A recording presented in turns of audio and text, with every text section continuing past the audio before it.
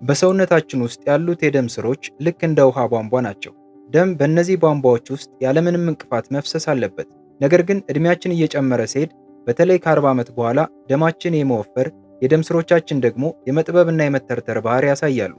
በዚህም ምክንያት እኛ በሰላም ተኝተን ዝም ብለን ተቀምጠን ወይም ስልካችንን እየነካካን ባለበት ሰዓት ያለምንም ህመም በደም ስሮቻችን ውስጥ ደም መርጋት ሊጀምር ይችላል። ምንም አይነት ትልቅ ማስጠንቀቂያ የላቸውም። ነገር ግን ብዙ ጊዜ ችላ የምንላቸው ጥቃቅን ምልክቶችን ያሳያሉ። ለምሳሌ ጠዋት ጠዋት የእግር መክበድ፣ እንግዳ የሆነ የመደንዘዝ ስሜት፣ ድንገተኛ የባት መሸማቀቅ ወይም ጥቂት እንደተጓዝን ከልክ በላይ መድከም ዋና ዋናዎቹ ናቸው። ብዙ ሰው የማይናገረው ትልቁ ሚስጥር ግን እዚህ ጋር ነው። የጠዋቱ የመጀመሪያዎቹ 30 ደቂቃዎች እነዚህን የተደበቁ የረጉ ደሞችን ለማቅለጥ ወይም ደግሞ ይበልጥ እንዲባባሱ ለማድረግ ወሳኝ ሚና አላቸው። አብዛኞቻችን ቀናችንን እንዴት እንደምንጀምር ትኩረት አንሰጥም።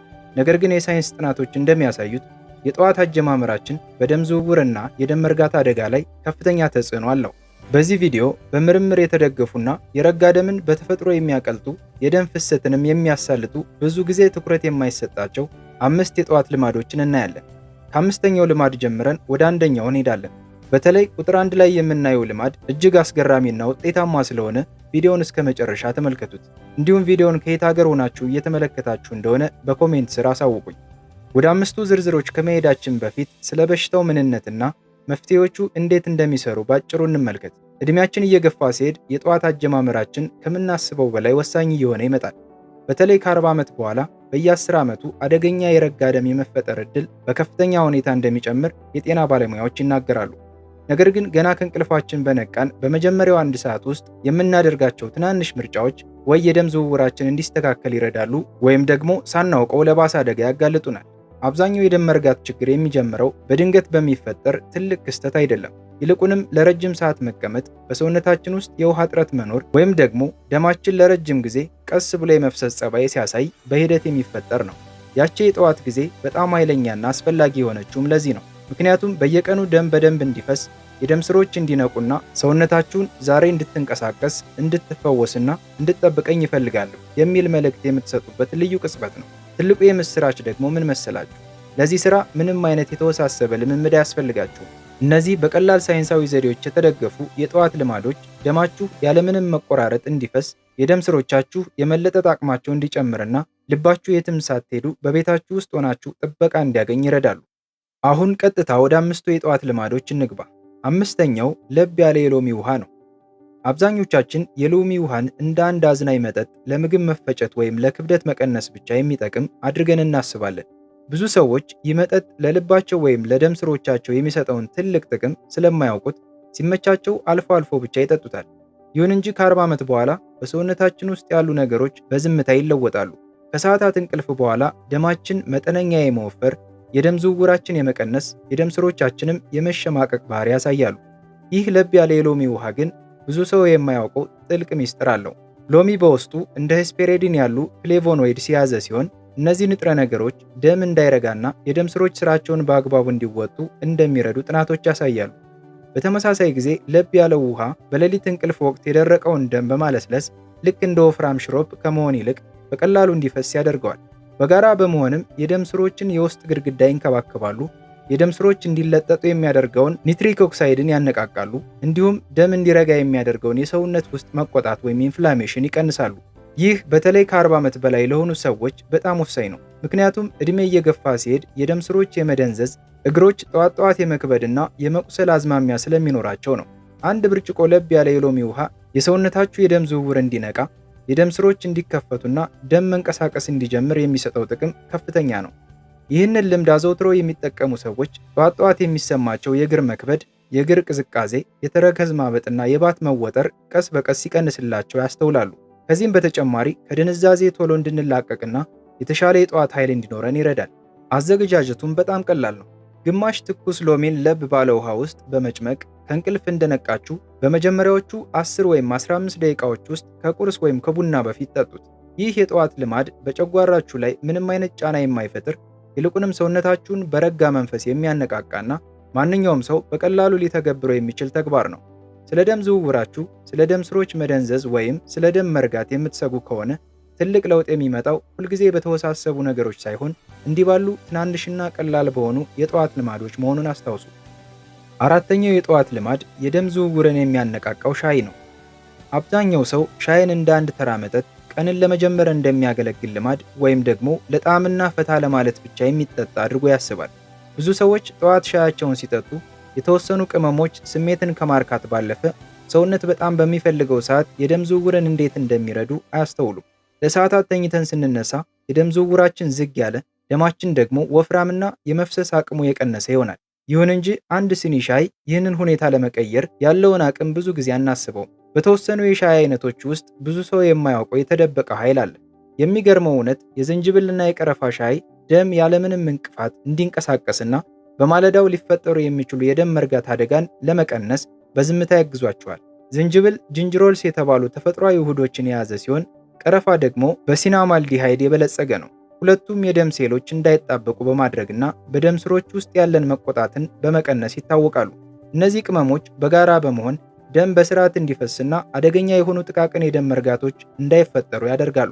በተጨማሪም የደም ስር ግድግዳዎች እንዲዝናኑ በማድረግ ደም ያለምንም ተቃውሞና በቂ ኦክስጅን ይዞ እንዲጓዝ ይረዳሉ። የባት መወጠርን ይቀንሳል።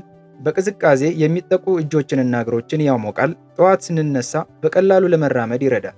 ጠዋት የሚፈጠር እብጠትን ይቀንሳል። እንዲሁም የጠዋት ንቃታችንን ይጨምራል። ይህ ልማድ በጣም ቀላል መሆኑ ደግሞ እጅግ ያስደስታል። አንድ ሲኒ ውሃ አፍልታችሁ ትንሽ የተከተፈ ዝንጅብልና ቆራጭ ቀረፋ ጨምሩበት። ለጥቂት ደቂቃዎች እንዲዋሃድ ተውትና ቀስ እያላችሁ ጠጡት። ለጨጓራ የማይከብድ ሰውነትን ዘና የሚያደርግና ከቁርስ በፊት ለመውሰድ ተመራጭ ነው። ስለ ደም ዝውውር ችግር፣ ስለ ደም መርጋት ወይም ዕድሜ እየገፋ ሲሄድ ሰውነት ስለመዛል ካሳሰባችሁ ትልቅ ለውጥ ለማምጣት ሁል ጊዜ ጠንካራ መድኃኒት ወይም ከባድ ልምምድ እንደማያስፈልግ አስታውሱ። ሶስተኛው ነጥብ በሙቅና በቀዝቃዛ ውሃ በማፈራረቅ ሰውነትን መታጠብ ነው። አብዛኞቻችን ገላን መታጠብ ለንጽህና ብቻ የሚደረግ ተራ የሁልጊዜ ተግባር ይመስለናል። ውሃውን እንከፍታለን፣ ሙቅ ውሃ ውስጥ እንገባለን፣ ከዚያም ያለምንም ትርፍ ሀሳብ ታጥበን እንወጣለን። ነገር ግን የምትታጠቡበት መንገድ የደም ስሮቻችሁን በዝምታ የመጠበቅና የደም መርጋት አደጋን የመቀነስ ሚስጥር ቢኖረው የመጀመሪያ ምርጫችሁ አይሆንም? ይህ በሙቅና በቀዝቃዛ ውሃ የማፈራረቅ ዘዴ ከማነቃቃት ባለፈ መላውን የደም ስርዓትን የሚያነቃቃ ሳይንሳዊ መንገድ ነው። የሞቀው ውሃ የደም ስሮቻችሁ እንዲከፈቱና እንዲለጠጡ በማድረግ ደም በነፃነት እንዲፈስ ይጋብዛል። ከዚያም ቀዝቃዛ ውሃ ሰውነታችሁን ሲነከው የደም ስሮች ደግሞ መልሰው ይጠባሉ። ይህ ተፈጥሯዊ የመጭመቅና መልቀቅ ተግባር የደም እንቅስቃሴን ይጨምራል። ደም በእግር ውስጥ ተኝቶ እንዳይቀርና እንዳይጓጉል እንደ ማፋጠኛ ሆኖ ያገለግላል። ይህም ደም እንዳይረጋ ከሚያደርጉ ትላልቅ መከላከያዎች ውስጥ አንዱ ነው። ይህ ድንገተኛ የሙቀት ለውጥ በደም ስሮች ውስጥ ያለን መቆጣትን ወይም ኢንፍላሜሽን ከመቀነሱም በላይ የደም ስሮች እንዲለጠጡና እንዳይደነዝዙ የሚረዳውን ናይትሪክ ኦክሳይድ የተባለ ሞለኪውል እንዲመረት ያበረታታል። ከ40 ዓመት በኋላ በተለይ ሌሊቱን ሙሉ ሳይንቀሳቀሱ አድሮ ጠዋት ላይ የደም ዝውውር ይዘገያል። የደም ስሮች ሊደነዝዙ፣ እግሮቻችሁ ሊከብዱና ደም ገና ስላልነቃ እግሮቻችሁ ቀዝቃዛ ሊሆኑ ይችላሉ። በዚህ የማፈራረቅ ዘዴ ግን ሰውነታችሁን ትኩስና በኦክስጅን የበለጸገ ደም ወደ ሁሉም ቦታ እንዲያደርስ ምልክት ይሰጠዋል። አተገባበሩም በጣም ቀላል ነው። በጠዋት ገላችሁን ስትታጠቡ ውሃውን ከሙቅ ወደ ቀዝቃዛ ቀይራችሁ ለ20 ወይም ለ30 ሰከንድ ስትታጠቡ ቆዩ። ከዚያም መልሳችሁ ወደ ሙቅ ቀይሩት። ይህንን 2 ወይም 3 ጊዜ በመደጋገም ታጠቡ። በዚህ ሁኔታ ንጽህናችሁን እየጠበቃችሁ ጣታችሁን እንኳን ሳታንቀሳቅሱ ለደም ስሮቻችሁ ጤናማ ስፖርታዊ እንቅስቃሴ ታደርጋላችሁ። ሁለተኛው ልማድ በረጅሙ በአፍንጫ የመተንፈስ ልምምድ ወይም ዲፕ ናሳል ብሪዚንግ የሚባለው ነው። አብዛኞቻችን መተንፈስ ዝም ብሎ በራሱ ጊዜ የሚከናወን ምንም ጥረትም ሆነ ትኩረት የማይፈልግ ተራ ተግባር ይመስለናል። እንተነፍሳለን፣ እናስወጣለን። ነገር ግን ብዙ ሰዎች በተለይ ከእንቅልፍ እንደነቁ በመጀመሪያዎቹ ደቂቃዎች የሚተነፍሱት አተነፋፈስ ቀኑን ሙሉ በልባቸው ጤንነትና በደም ዝውውራቸው ላይ ያለውን ከፍተኛ ተጽዕኖ አያውቁትም። በጣም ቀላል ከመሆኑ የተነሳ ፋይዳ የሌለው ሊመስል ይችላል። ነገር ግን በእነዚህ የማለዳ ትንፋሾች ውስጥ ብዙ ሰው ያልደረሰበት ትልቅ ምስጢር ተደብቋል።